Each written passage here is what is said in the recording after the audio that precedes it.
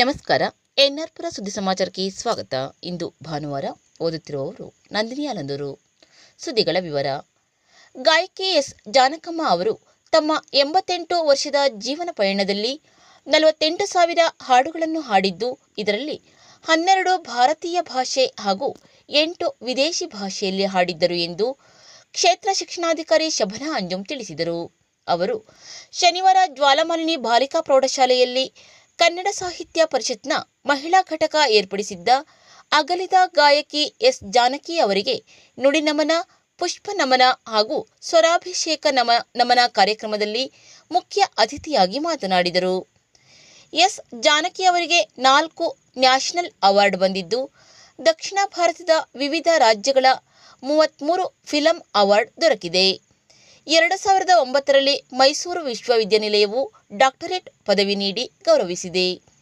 ರಾಜ್ಯದ ಕನ್ನಡ ರಾಜ್ಯೋತ್ಸವ ಪ್ರಶಸ್ತಿಯೂ ಸಹ ಲಭಿಸಿದ್ದು, ಎಸ್ ಜಾನಕಿ ಅವರ ಮಾತೃಭಾಷೆ ತೆಲುಗು ಆದರೂ ಕನ್ನಡದಲ್ಲೇ ಅತಿ ಹೆಚ್ಚು ಹಾಡುಗಳನ್ನು ಹಾಡಿದ್ದಾರೆ ಎಂದರು. ತಾಲೂಕು ಕನ್ನಡ ಸಾಹಿತ್ಯ ಪರಿಷತ್ ಅಧ್ಯಕ್ಷ ಎಸ್ಎಚ್ ಪೂರ್ಣೇಶ್ ಪುಷ್ಪ ನಮನ ಸಲ್ಲಿಸಿ ಮಾತನಾಡಿ, ಎಸ್ ಜಾನಕಿ ಅವರು ಗಾಯನದಲ್ಲಿ ಅಷ್ಟು ದೊಡ್ಡದಾಗಿ ಬೆಳೆದಿದ್ದರೂ ತಮ್ಮ ಸರಳ ಬದುಕಿನಿಂದ ಗಮನ ಸೆಳೆದಿದ್ದಾರೆ. ಅವರ ಹಾಡುಗಳು ವಿಭಿನ್ನವಾಗಿದೆ. ವಿವಿಧ ಆಯಾಮಗಳಲ್ಲಿ ಸಿನಿಮಾದಲ್ಲಿ ನಟರ ಪಾತ್ರಗಳಿಗೆ ಸರಿದೂಗುವಂತೆ ಹಾಡಿದ್ದಾರೆ ಎಂದರು. ಸಭೆಯ ಅಧ್ಯಕ್ಷತೆ ವಹಿಸಿದ್ದ ಕನ್ನಡ ಸಾಹಿತ್ಯ ಪರಿಷತ್ನ ಮಹಿಳಾ ಘಟಕದ ಅಧ್ಯಕ್ಷೆ ಭಾಗ್ಯ ನಂಜುಂಡಸ್ವಾಮಿ ಮಾತನಾಡಿ, ಎಸ್ ಜಾನಕಮ್ಮ ಅವರು ತಮ್ಮ ಗಾಯನದ ಮೂಲಕ ಭಾರತೀಯ ಸಂಗೀತವನ್ನು ಶ್ರೀಮಂತಗೊಳಿಸಿದ್ದರು. ಅವರು ತಮ್ಮ ಜೀವನದಲ್ಲಿ ವಿನಯವನ್ನು ಬಿಟ್ಟಿರಲಿಲ್ಲ. ಅವರು ತಮ್ಮ ಸಂಗೀತದ ಮೂಲಕ ಎಲ್ಲರಲ್ಲೂ ಜೀವಂತವಾಗಿರುತ್ತಾರೆ ಎಂದರು. ಮುಖ್ಯ ಅತಿಥಿಗಳಾಗಿ ಸಮಾಜ ಸೇವಕಿ ಜುಬೇದಾ, ಜ್ವಾಲಾಮಾಲಿನಿ ಬಾಲಿಕಾ ಪ್ರೌಢಶಾಲೆಯ ಪ್ರಭಾರಿ ಮುಖ್ಯ ಶಿಕ್ಷಕಿ ಸುಜಾತಾ ಕುಮಾರಿ, ಕನ್ನಡ ಸಾಹಿತ್ಯ ಪರಿಷತ್ನ ಮಹಿಳಾ ಘಟಕದ ಸಂಚಾಲಕಿ ಶ್ಯಾಮಲಾ ಸತೀಶ್, ತಾಲೂಕು ಜಾನಪದ ಪರಿಷತ್ನ ಅಧ್ಯಕ್ಷೆ ಜಯಂತಿ ರಮೇಶ್, ಕನ್ನಡ ಸಾಹಿತ್ಯ ಪರಿಷತ್ನ ಮಹಿಳಾ ಘಟಕದ ಪ್ರಧಾನ ಕಾರ್ಯದರ್ಶಿಗಳಾದ ಬಿ ಜಯಂತಿ, ಶಶಿಕಲಾ ನಾಗರಾಜ್ ಉಪಸ್ಥಿತರಿದ್ದರು. ಇದೇ ಸಂದರ್ಭದಲ್ಲಿ ಗಾಯಕರಾದ ಎಡೆಹಳ್ಳಿ ಪ್ರಶಸ್ತಿ ವಿಜೇತೆ ಪಿ ಮಧುರಾ ಹಾಗೂ ಜಿಲ್ಲಾ ಜಾನಪದ ಪ್ರಶಸ್ತಿ ಪುರಸ್ಕೃತೆ ಡಾಕಮ್ಮ ಪರಮೇಶ್ವರ್ ಅವರು ಎಸ್ ಜಾನಕಿ ಹಾಡಿದ ಹಾಡುಗಳನ್ನು ಹಾಡಿ ಸ್ವರ ನಮನ ಸಲ್ಲಿಸಿದರು.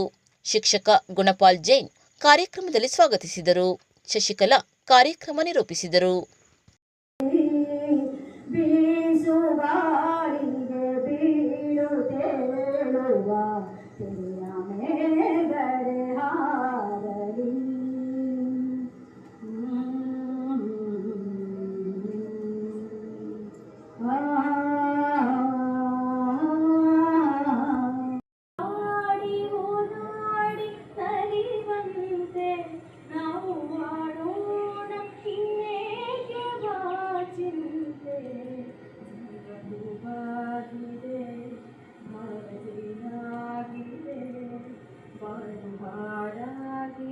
ಹೊರಹೊಮ್ಮುತ್ತಿರುವಂತಹ ಒಂದು ಪ್ರತಿಭೆಯನ್ನ ಮುಂದೆ ಆಲಿಸ್ತೀವಿ.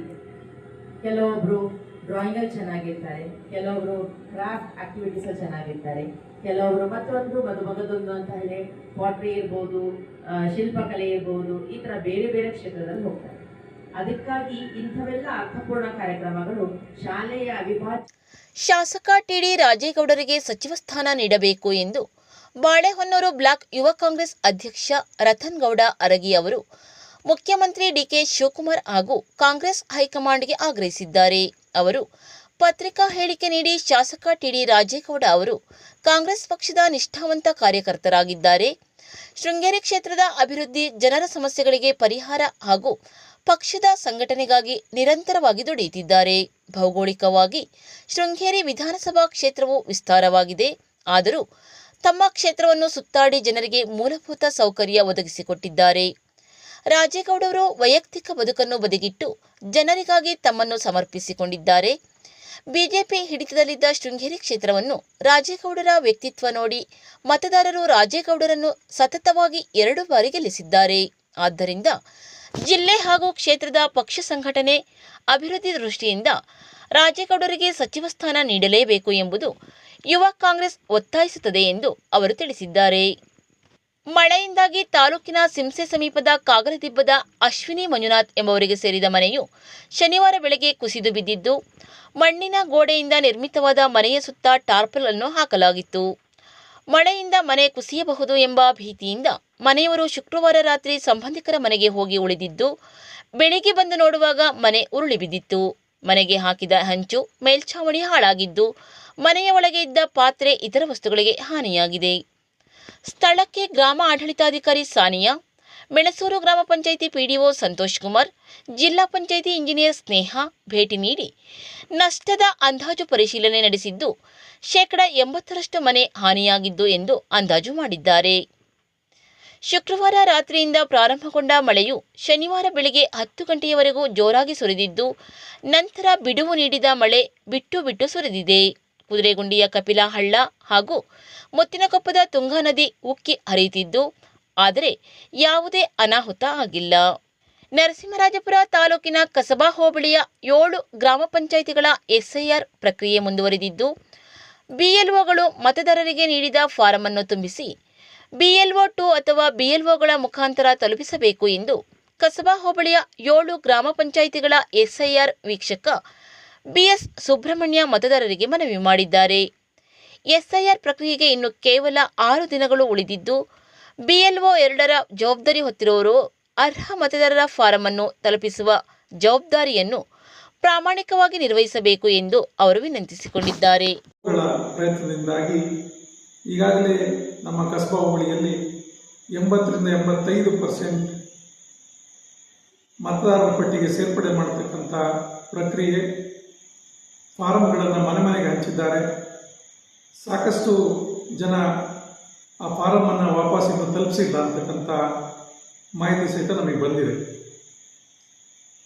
ಹಾಗಾಗಿ ಇನ್ನು ಉಳಿದಿರ್ತಕ್ಕಂಥ ಕೇವಲ 6 ದಿನಗಳೊಳಗಾಗಿ ನಮ್ಮ BLA 2ಗಳು ಆ ಮನೆಗೆ ಕೊಟ್ಟಿರ್ತಕ್ಕಂಥ ಫಾರಮನ್ನು ಯಾರು ವಾಪಸ್ ಕೊಟ್ಟಿಲ್ಲ ಅವರನ್ನು ಪತ್ತೆ ಹಚ್ಚಿ ಅದನ್ನು BLOಗಳಿಗೆ ತಲುಪಿಸ್ತಕ್ಕಂಥ ಜವಾಬ್ದಾರಿಯನ್ನು ಮಾಡಬೇಕು.